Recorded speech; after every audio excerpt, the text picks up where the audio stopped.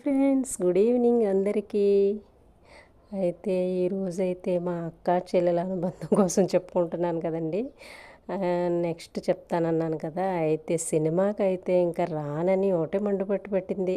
ఇంకా చేసే దారి లేక, అదేంటి నువ్వు 3 రోజుల నుంచి టికెట్లకి వెళ్తున్నాము వస్తున్నాము, నీకు పక్కన జ్వరం కూడా వచ్చింది, ట్యాబ్లెట్ వేసి మరి నీకు టికెట్లు తీస్తే ఇప్పుడు రానంటావా, ఏమవుద్ది, మన ఇద్దరిని ఎవరు చూస్తారు, ఇప్పుడు చిన్నపిల్లలమే కదా నేను చెప్పడం తనకి. అంటే నేను రాను అని కూర్చుంది. ఇంకా తప్పదు, ఇంకేం చేస్తాం, మా అమ్మగారు ఇస్తే ఆ చెప్పులు వద్దు అంటుంది, పెద్దవైపోతే నాకు వద్దు అంటుంది.